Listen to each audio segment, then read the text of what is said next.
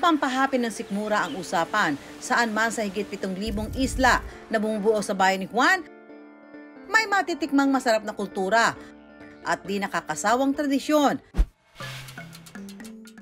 Kung kakaninang usapan, may pambato raw ang Pikit North Cotabato riyan. Ang tila crispy pansit sa unang tingin, kulot-kulot at ang lasa, nahahawig daw sa banana chips. Yan ang OG tinagtag ng mga Maguindanawon. Pang merienda man o pang himagas, tinagtag ang kanilang all-time favorite.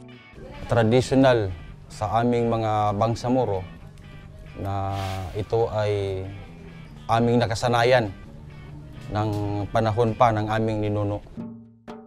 Hindi lang siya kulinarya, tradisyon din siya talaga na may halong pananampalataya nila. May spiritual belief doon habang ginagawa mo yun. May paniniwala rin yung iba na nagiging bahagi ito ng pakikipag-communicate natin doon sa kabilang mundo. Pag tugtog tayo ng ganyan, ay nagkakaipon po yung mga pamilya. Parang nagkakaisa talaga sila. You heard it right mga ka-wonder. Habang inihahanda ang tinagtag, sinasabayan ito ng tagongo o yung tradisyonal na pagtugtog sa Maguindanao habang nagluluto. Ang tinagtag, mayaman daw sa kwento at tradisyon na lalong nagpapasarap dito. Ang tinagtag, sir, inahanda po sa tuwing may pwedeng kasalan, pwede rin sa binyag pangbata. Nakadepende yung bilis at bagal nung beat ng tunog doon sa gusto mong mangyari.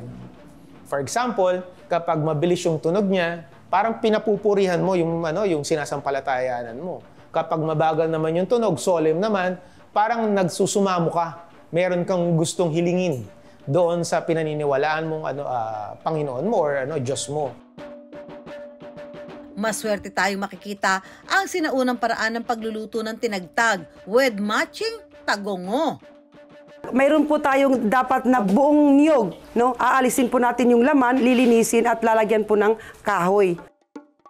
Para gawin ang tinagtag mixture, ipinaghalo sa bowl ang giniling na bigas at brown sugar. Dahan-dahan po nating ibuhos yung tubig. Saka inihalo hanggang sa maging galapong.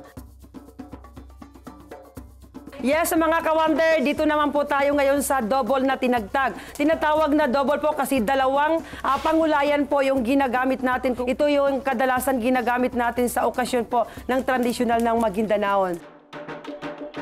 Habang tinatagtag o inuuga-uga ng marahan ng bao, may tumutugtog naman ang tagongo. Kaya ang mga nasa paligid, napapaindak na rin.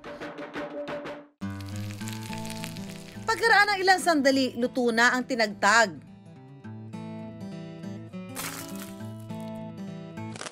Para siyang banana chips. Oh, maswerte dahil pangtanggal ng sakit kasi tinatawag siyang tinagtag. Ang ilang pagkain ni Juan, bukod sa wow na wow ang lasa, amazing din ang paraan ng paghahanda.